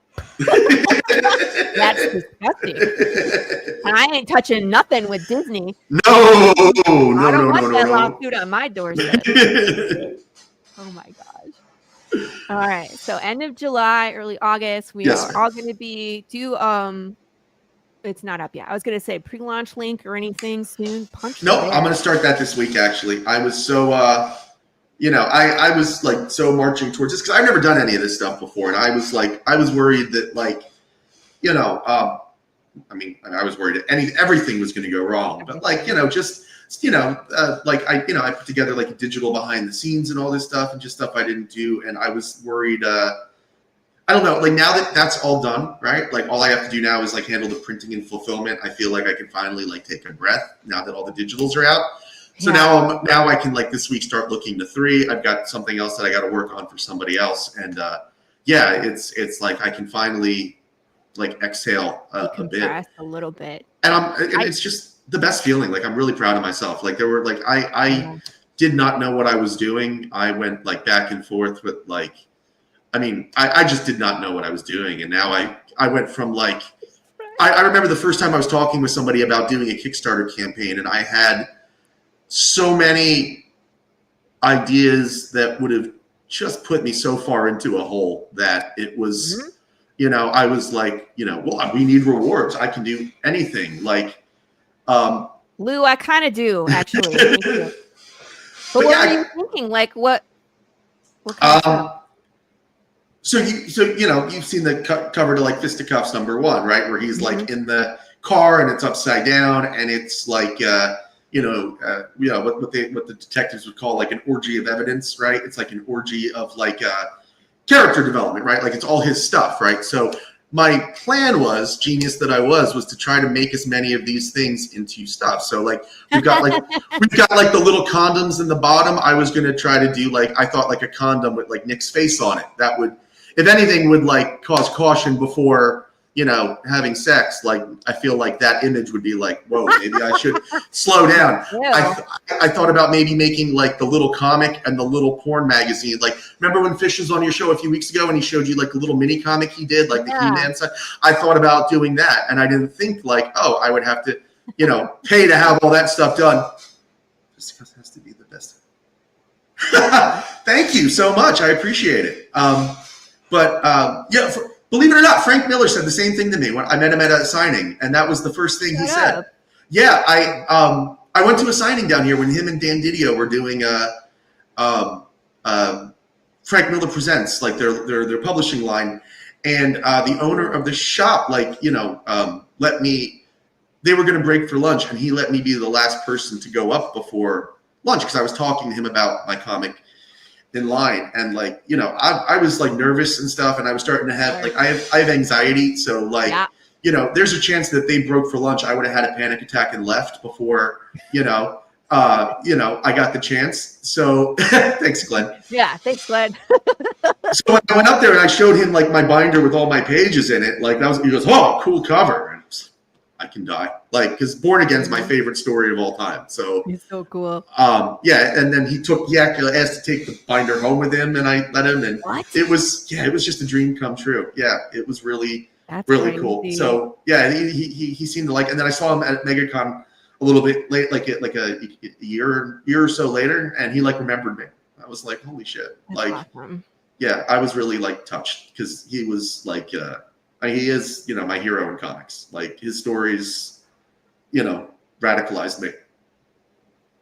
I understand. So, yeah, 100% get it. Thank you very much. But anyway, yeah, I just had I had a ton of like just bad ideas that would have just sunk money down a hole. Well, and I mean, like, here's the hard part, because when you're first starting as someone without a track record, right? So you're trying to prove yourself that you're able to fulfill and see it all the way through. But you still have to do something to set yourself apart, because there's 800 things on Kickstarter, right, to compete with. Like, what do? You know what I mean? So it's hard in the beginning when you don't have previous issues to kind of utilize as add-ons and stuff to try and boost your numbers. So, I mean, like, I get that. Like, putting the stuff from that card would make sense in my mind as well. But maybe it's just something that you can do now instead of before. Because there's a lot of stuff that and again, I'm really happy and proud of the campaign I did. But like, even now, like, I learned stuff that I, you know, if I were like maybe on Jump Street, maybe I would have reconsidered. Like, somebody made a good point that like for my first campaign ever, asking people to buy 2 issues right away is a bit much. And you know, I get that now. Like, you know, people would probably want to try 1 first. It's less of a financial commitment.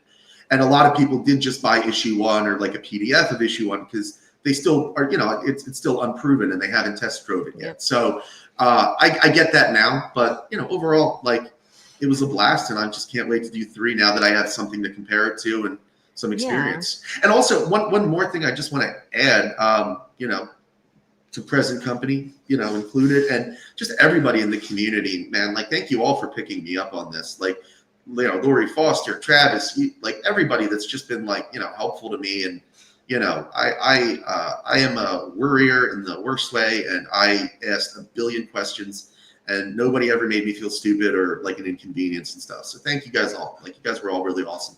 That's Community's important. Great. Yeah. It's hugely important. And I found that I had those people as well when I first started. I'm very analytical.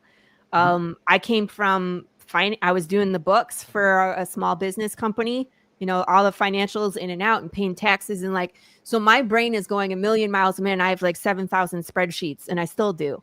But when I was running my first campaign, it was like, well, how do I do this? And how do I do that? And what happens when I get to this step? You know what I mean? And should I have more? Should I have less? What does it look like to you?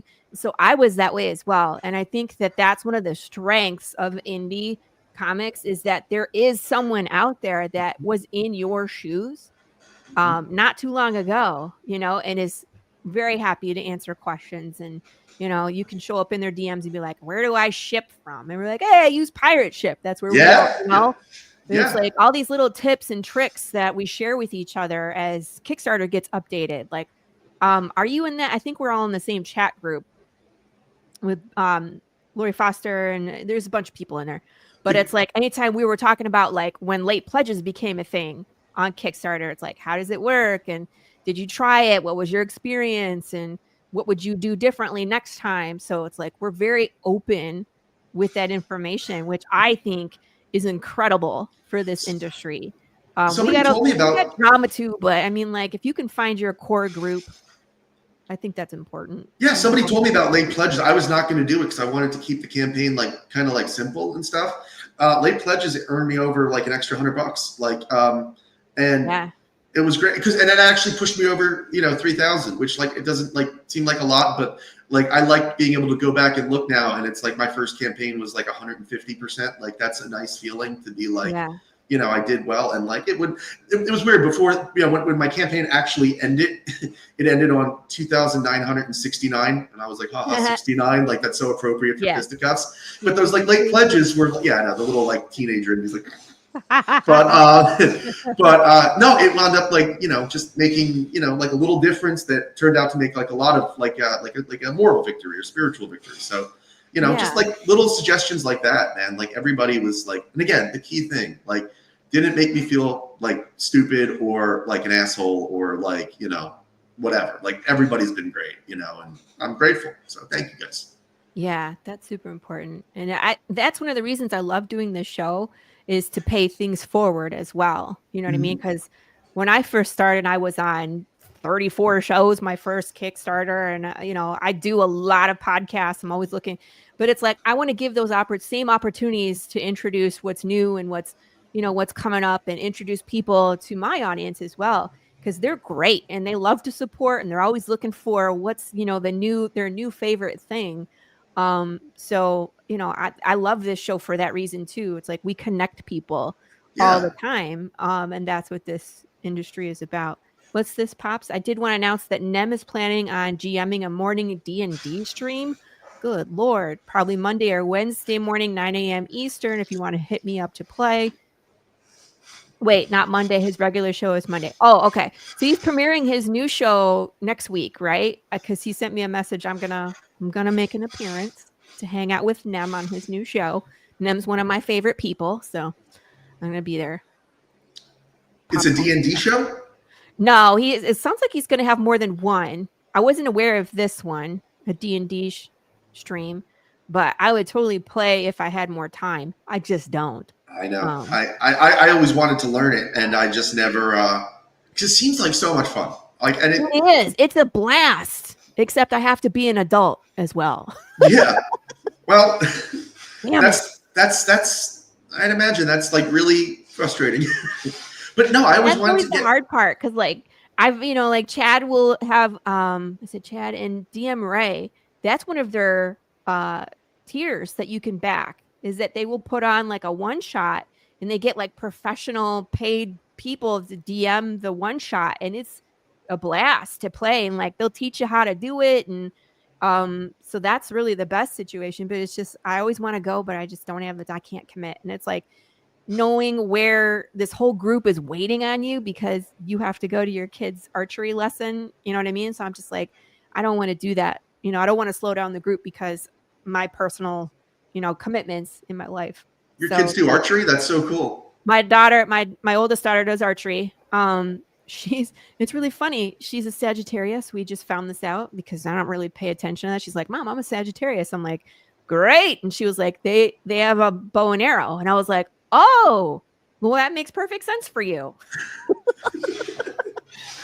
And I was like, and I would love it if you dressed up as Katniss Everdeen for Halloween this year. And she was like, who's that?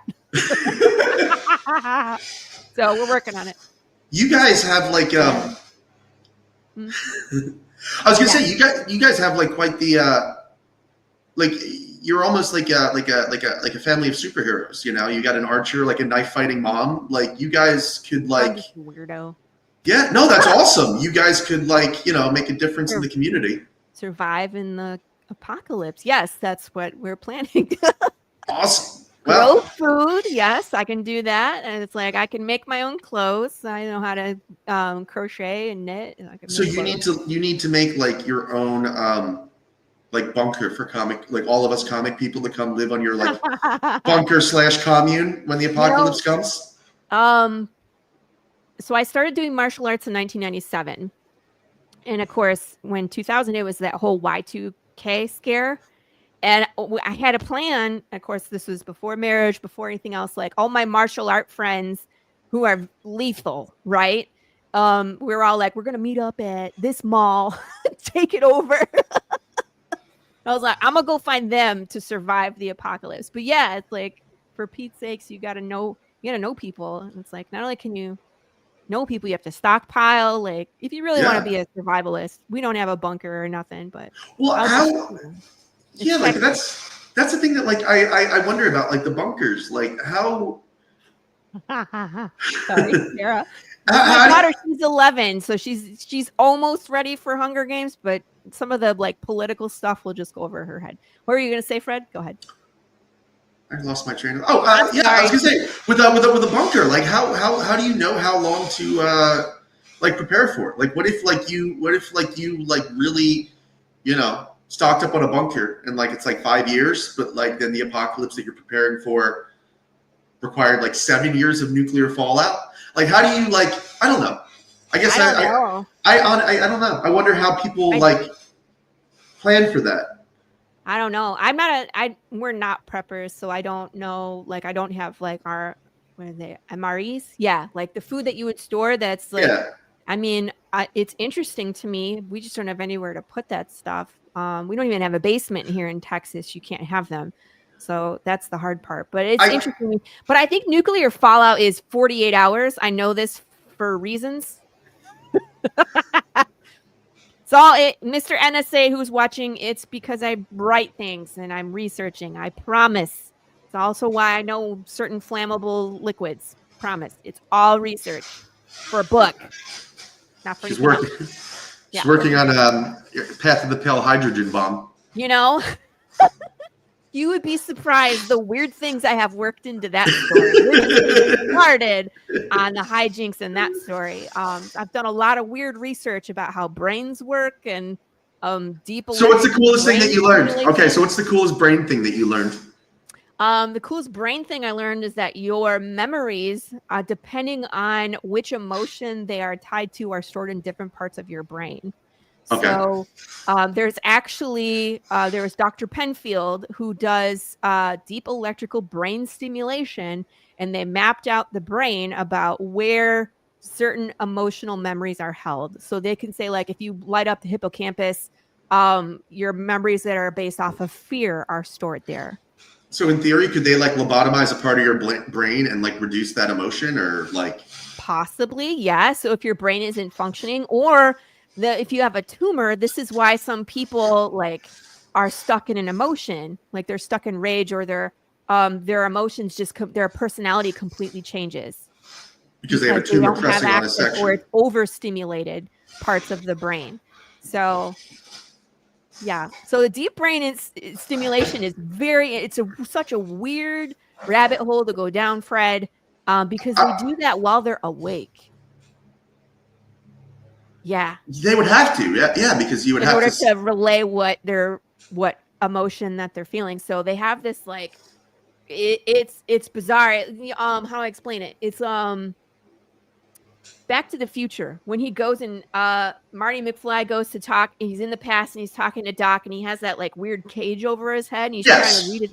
It's like that, but it has 1,000 needles in it. So it keeps they lock you into a neck brace, and then they have this thing over your head and they inject like, oh, we're going to do hippocampus. So we're going to go from this angle, and they put a probe into your brain while you're awake, and then they electrify your brain and ask you what you're feeling. Who volunteers for these procedures? I have no idea. I mean, you have to have going on. Like the research that I was finding was from the 90s. Can you imagine what they're working on now? Do you think that maybe this is where some of your like fears about like dementia come from? Like too much brain research? 100%. Like how your brain stops functioning. Have you had a family member go through that? Yeah. Yeah, it's devastating to watch this person basically come undone slowly. Yeah. Where they can't remember and they're repeating, and sometimes they get violent. Sometimes, it's like they're not them anymore. They're not them anymore. And it's hard to see them and understand that it's not them in there. Like the things that they're saying, or they're just a shell. Like I've had family members where it's just like they can't remember, but they're happy. I've had family members that are angry and they swear and they say the most, it's like little old ladies that are saying swear words and racial slurs. And it's like, we didn't even know you knew those words, Grandma. Yeah. So it's hard, and like, that's how I base my book off of, is because it hits everybody differently. And you don't know how these people are going to devolve basically into what emotion. It just depends on what part of their brain they have access to the longest. So absolutely, it's interesting to me and traumatic. So that's why it's in my book. Yeah, I feel like the more you learn about something, the more like you become like afraid of it, I guess. Or not afraid of, like you have like I don't want to say afraid of, but you have like a healthy yeah. Same thing. So same thing with me in history. Like a couple years ago, I started like really getting into history again when I started learning about like documentaries and figuring out like alternative ways to learn. And like the more you learn about like kind of history and like the way people have like fallen into patterns and stuff. Sorry, Gray Wolf. Sorry. Yeah. Falling into patterns. It's just scary because you can see like, them happen, again and in different times throughout history. And you're like, fair, very fair. Sorry, I'll stop distracting you. No, you're absolute. No. Those are interesting. But it's just like the more you learn about something, I feel like the more that the more unnerving it becomes because you start to understand it and you're like, oh shit, that's that. And like you kind of, like I said, when you see a pattern, you kind of know how the pattern's going to devolve and you start to almost alarm yourself. So yeah, it's scary. Research is scary, but like, it beats the alternative. Like I'd rather, know something than, head in the sand. So the reason why I said research was because the fallout from a nuclear weapon. So if it hits and it detonates and it blows into your area, it needs to settle for about 48 hours. So that's why they say like duct tape your windowsills and like your door so that I didn't know that. It doesn't come in underneath. Yeah. And once everything settles, it's still difficult. Like you can go breathe the air and not hurt, but it's like as soon as you walk outside, there's dust, right? And so you're disrupting the dust. So it's like I don't know how we would survive that because you have to dress and then you have to take all that stuff off before you come back in, or you're just bringing in radioactive material into your house. So I don't know. I don't know how you prep for that. But do you really think, I don't think it's going to be nuclear. I think it's going to be electrical. I think like if we were to actually encounter an apocalypse, like if we have a major problem, it would be like someone hit the grid and it goes dark. That's what I'm most afraid of now is like cyber, is like bad actors from another thing kind of like shutting down our power thing and like or like what we were worried about like Y2K, right? Like the resetting the banks and like all of a sudden it's just a free for all. By the way, do you remember like 20 minutes ago when the show was like lighthearted and fun? Wasn't that awesome? Right. Then we talked about dementia. Nuclear fallout, like it's just like we veered down a path, didn't we? This is kind of where I live, so I love it. This is Path of the Pale Rider. We like to laugh about hot sauce and dead pancake, and then smack you in the face with a dead horse. Yeah. But at least I learned how to survive nuclear fallout now. Yeah, like 48 hours before you go outside. Cool. My aunt went into dementia. She'd been taking things from other rooms at the care home. Bummer. I inherited other residents. Oh no. Nothing she had was hers. Poor aunt became a kleptomaniac. Like, I don't remember this figurine, but sadly, neither could she or anybody else there. So I guess it went to a better place. How does that hold up when you're willed somebody else's, belongings? But if they can't remember, I mean, I feel bad for the other family. Like, do you know what happened to Grandma's spoons? The fancy spoons that we were hoping. No, they're gone. Yeah. Recently, Grandma started cussing people out on paper when she lost her voice at 90. Yep. Wow. No clue who had her stuff. Was she maybe a trade, Lou? She was like, she would bring her thing and drop it off in the room and take something in exchange. She was bargaining. Do you watch South Park? Do you watch South Park? Is that a South Park episode? South Park does a great episode, like set in a nursing home where like the lead where like the nursing home is essentially running like a crime ring where they're like selling and like dealing in Hummels. Yeah. So like, yeah, like that's the Hummels statues of the little like that was their contraband. And there was like a little old lady who was like the kingpin of crime in the nursing home and stuff. And she was like shaking down Stan's grandfather to like, I forget if it was like steal more Hummels or make more Hummels or whatever it was. Yeah, right. It was something else. Go get tested, Glenn. Yeah. The Hummel statues. Hilarious.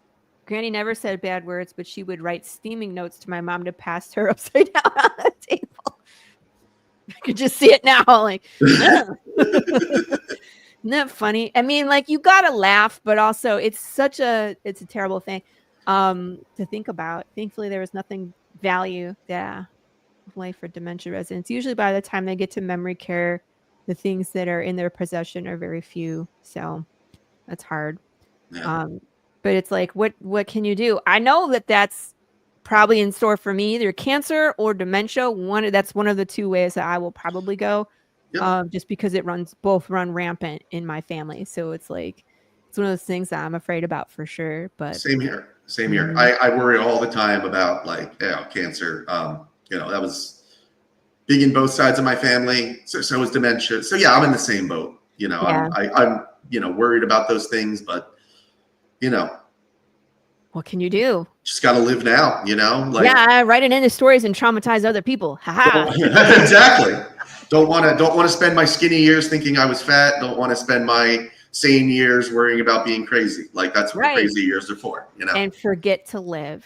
Exactly. Right? I'll forget everything later, but I don't want to forget to live now. Right. Absolutely. See, we have come full circle. We have gone happy, sad, dark, back to light. We landed on the sunny side of dementia. There you go. Hopefully that's me. I will be the happy and I don't know, man. I'm afraid. So if I don't know where I'm at and I'm scared, I might knife somebody. I do have kind of a funny story about dementia, so since we're bringing it back to the lighter side. But one time I was charged with going to my grandma's house and like watching her for the day, and this was when she was like she had dementia and she had fallen, so she wasn't supposed to get up very much. So like unless she was getting up to go to the bathroom, and I would have to walk her in, I could not let her get up. And this was when I was like working in the gym, so. I had a little biography that they put on the wall. It was just a picture of me and like my qualifications and all this, right? So when I went in my car to get something to drink and I looked in my car and I saw that, I was like, oh, I'll just bring this in and maybe I'll show, Baba and she'll remember it. So we're sitting in the living room watching TV and she goes to start to get up and I'm like, where are you going? And she's like, I'm going to the kitchen. I was like, no, sit down.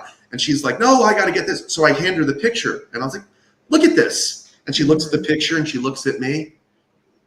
She goes, it's you. I was like, yeah, it is. And she like read the thing and she turned it around, like thinking there should be like a sequel, but there wasn't. And then she put it back and she's like, oh, and she put it down. And she sat down and then like 30 minutes later, she tried to get up again. And I'm like, Baba, where are you going? Hand her the picture. I did it like 6 times over the course of the day. And every time that picture worked. So,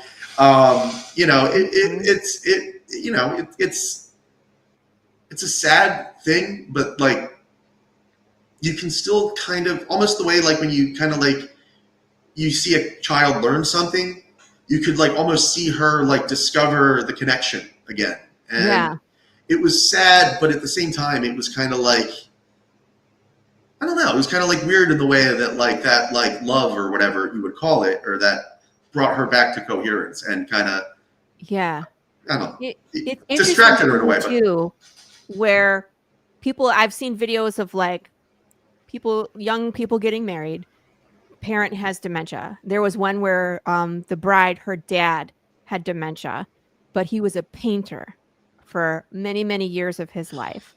And so on her wedding day, she sat down with him. He was dressed, but had no idea where he was. And she had him start painting. And it was like that reconnected synapses in his brain. So he looked at her and he goes, oh my gosh, honey, like he recognized her and he was like, you look so beautiful. And she goes, today's the day, Dad. He's like, you're getting married today? She was like, yeah. He came back because of the connections from his life. It's like they have people that do piano, like they're in a convalescent home. They're in a wheelchair, all rheumatoid arthritis, but you sit them in front of a piano and they're playing Beethoven. Yeah. It's so interesting to me how the brain, when it makes those connections, those core memories, how they can bring you back to your humanity. And that's why I put the hot sauce in my book. Where the taste memory? The taste memory, where it's and that like positive association. Yes, where it's like by eating the hot sauce, it will actually bring back memories of eating food and maybe something else. That's really cool. Like, yeah. I think that's one of the, like, that's actually really tapping into something neat about like comics that we don't do, right? Is like, it tends to just like, we don't tend to like engage enough of our senses sometimes, like, you know, and to add that like layer of it, like I've heard of like a lot of like really kind of like some cool ways to kind of bring that stuff in the comics. Like I was impressed in Fisticuffs. Like I go on about like the lettering, right? Like I think Dave did like a really great job of like adding like emphasis and stuff. But like you adding like the taste in, I remember hearing Heather Gibb talking about how she did like a comic book / like song that tied into it. Cool. And like there are all kinds of like other ways that you can like, you know, I guess like hit other senses and like bring, you know, associate people with your stuff. I mean, because that's really what merchandising is too, right? It's like that, like, you know, you have that like you wanting that tactile. Yeah. Like, I mean, I'm a big toy guy, always was. Like when I was a kid and I did anything right, my mom rewarded it with a toy, right? So I love that in like a story where like you see a character and you're like, man, I just want to hold this, you know, like, you know, like, you know, put my finger in like a bear's, you know, abdomen or whatever it is, you know, just something, you know, that you see and you're like, I want to have that. And my brain went to somewhere really dark with that. And you know what? Watch that be the thing. Watch that be the thing that brings you back from dementia one day. Like when you're like really, when you're like 90 years old, and then like, you know, and you know, because you're gonna live a long one, I can tell. And you know, when you're up there and stuff, they're gonna show you that picture of the bear, and that's gonna be like, oh, I'm back, and you're just gonna start. Yeah. Well, it's that time, sir. I know it feels like 15 minutes, but it's actually been close to 2 hours that you've been on the show. That was the easiest 2 hours of my life, man. I'll do that anytime. I'll put down for November. Heck yeah. I was like, go grab a spot and come back on. Anytime you're welcome. Anytime, Fred. I feel like we had a great conversation, and it's like, I love when people come back on because it's like, that's also a joy of mine is I'm on this journey too. We're both on this journey. So it's like we can touch base and see how each other is doing the next time you come on the show. Like, oh my gosh, you kicked ass on, you know, Kickstarter number 3. I'm so proud of you. You know, like, here's where I'm at. I've got new hot sauce and I've got this. And, you know, we just get to hang out and nerd out and have fun. Yeah. So. This was a blast. I'm so glad that, you know, thank you again for having me on. So glad it went exactly how it did. Absolutely. It went great. And I knew we were going to have a good show as soon as I read Fisticuffs, and I was like, ha ha ha, we got the same sense of humor. as soon as I knew that I wasn't like, you know, in that, you know, horror porn industry, then I was like, okay, this is all downhill from here. And it was beautiful. Speaking of Fisticuffs, if you watch my outro,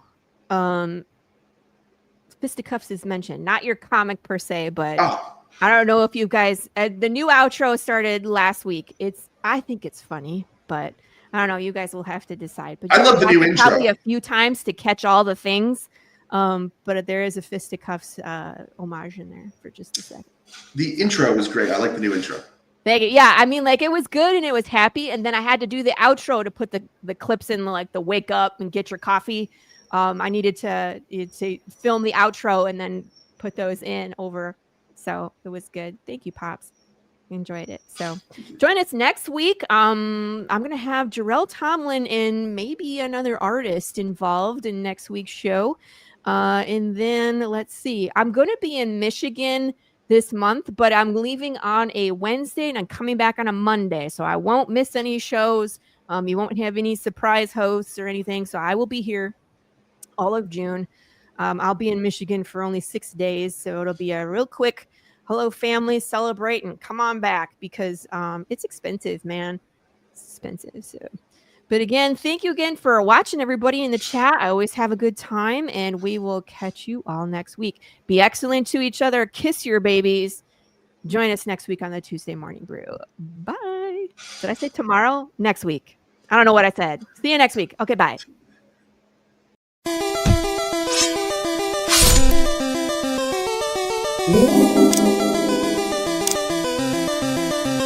Ooh.